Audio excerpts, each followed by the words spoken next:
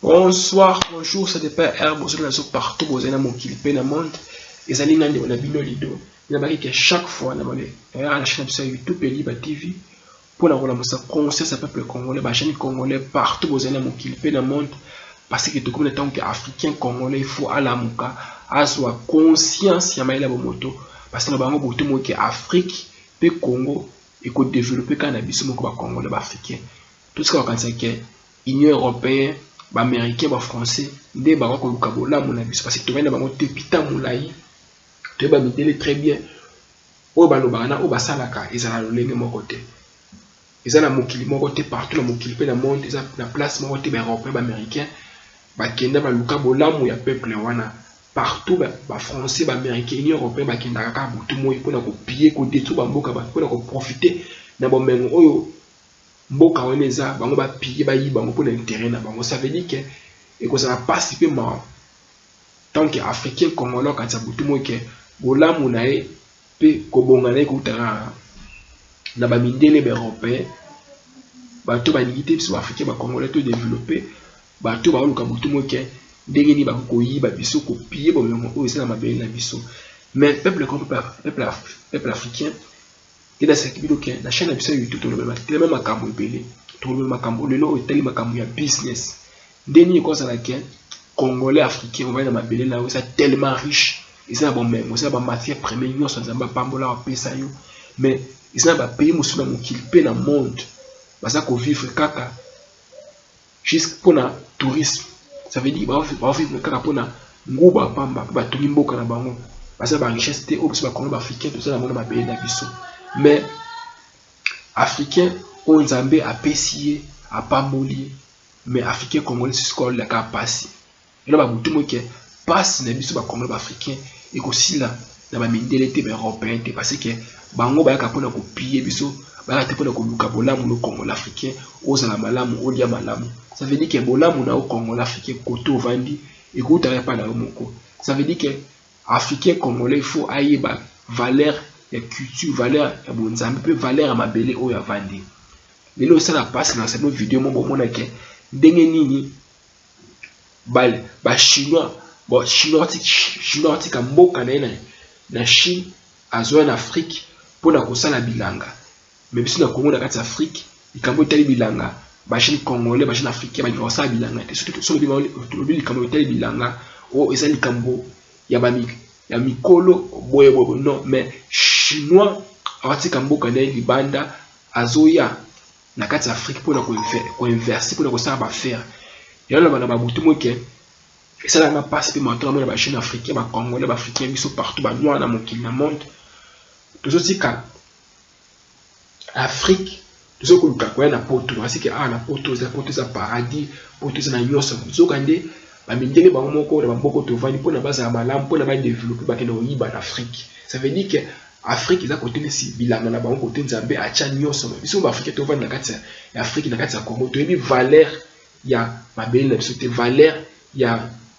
ya bomengo nzambe apesa biso te ça veut dire que ena mabutu moke ntango africain congolais olamuka te akozwa conscience ya makambo ebele te afrique mpe congo ekozala bongo même 20 ans même 30 ans ezodéveloppe kaka te baka butu moke kaka union européenne banque mondiale olobaki boye nzoka nde moto asalaki afrique mpe congo ezali ngai na yo esengeli ke tolamuka tozwa conscience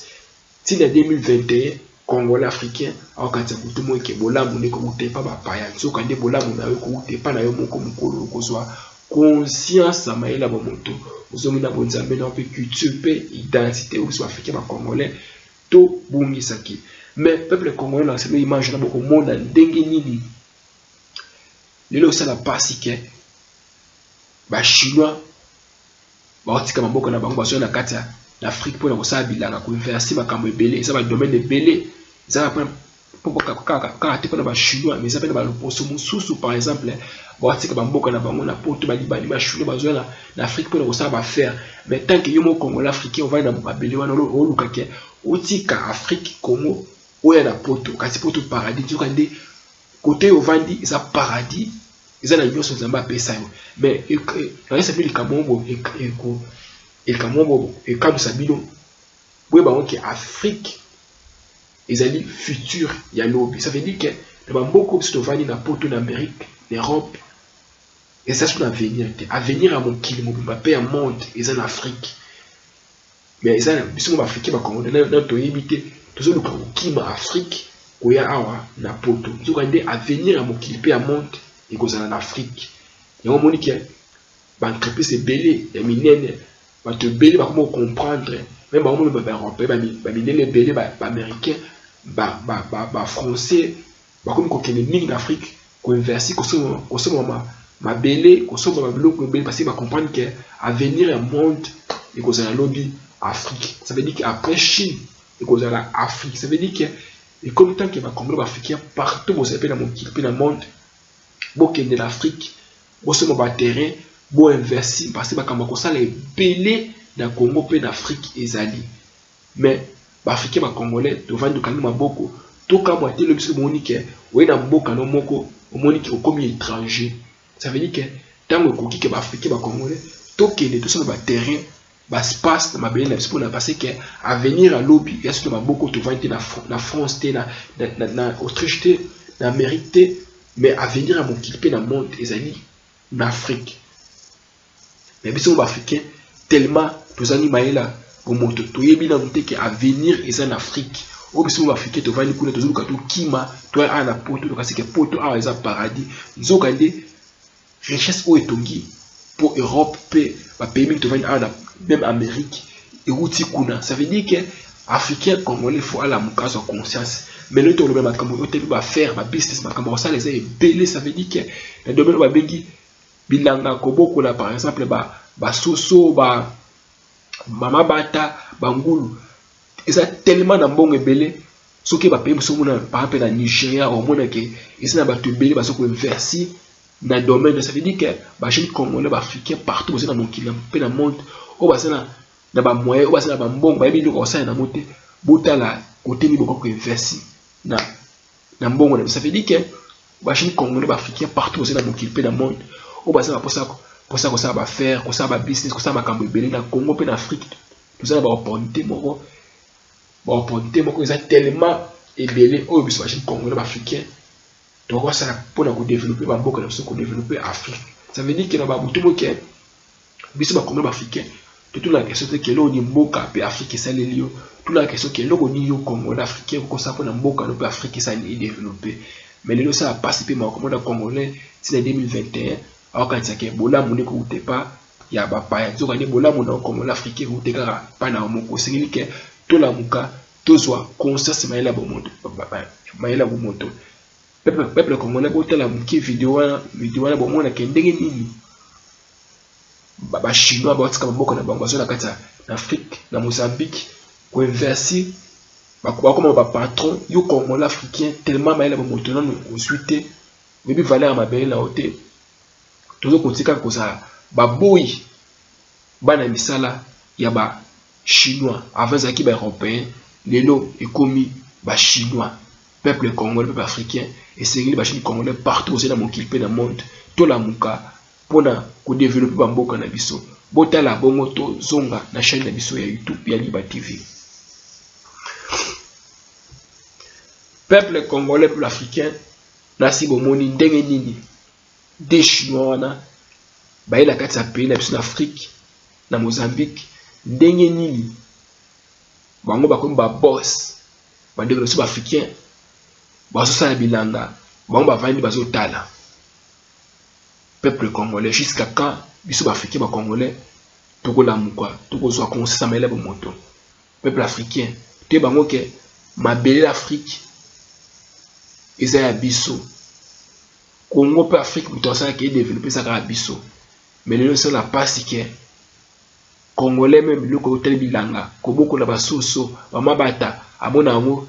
ilo mwezangi tina a préféré que asa la kisa ni kuluna mais bilanga biloko oyo ça que est développé mboka na biso ba congolais ba africain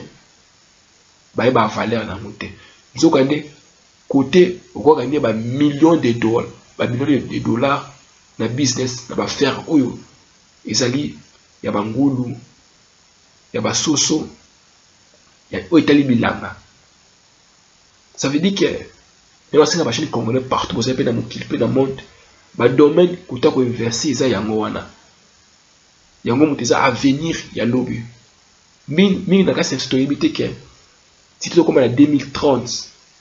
population africain tokóma tellement ebele tozala tellement ebele esengake tolia tolala esika malamu tozwa éducation bien na kati ya afrique na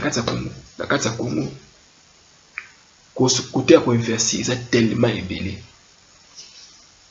yango nasenga bajeune congolais partout boza mpe na mokili mpe na monde botala kote bokoki koinverse mbongo na bino tokutani mbala nsima na chaîne na biso ya youtube Eliba TV ezali nga ndeko na bino lido yabaki ke chaque fois na bayaka mpona balisa conseil ya peuple comme peuple africain partout boza mpe na mokili mpe na monde parce que tokomi na ntango africain congolais alamuka azwa conscience ya mayele ya bomoto 那多的。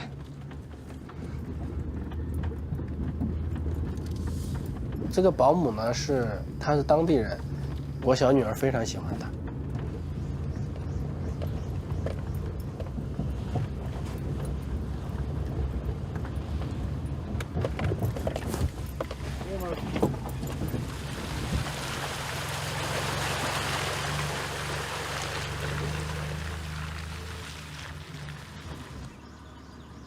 因为那个卡扎菲嘛。我的邻居叫施建平，他是浙江人。我上次全部采下来呀，就是家里放了2吨多啊。这个果好像坏掉了，鸡吃掉。鸡吃掉了。你看这个果头要。你今天拉出去多少呀？今天多，今天拉了2趟了。你在中国的话，搞农业没有大地块让你去做农业了，所以说你必须从国内走出来，国内也是要求我们走出来。什么办法？因为中国的话，地块太小了，人口太多了，只要竞争太激烈的中国。你比如说一个火龙果一样，你在国内，可能你家种了，看到你赚钱了，明天他就跟上了，对不对？在这边的话，就是我独家。你像我这么一个农场，就我一个人在这里，用的全部当地工人，互惠互利嘛，双赢嘛。我们需要他们，他们也需要我们，因为他们的基督国家嘛，他们可能觉得我们是上帝派来的，真的。所以说他们感谢 God 嘛，我们是上帝派来的人呢，我们是上帝派来的人。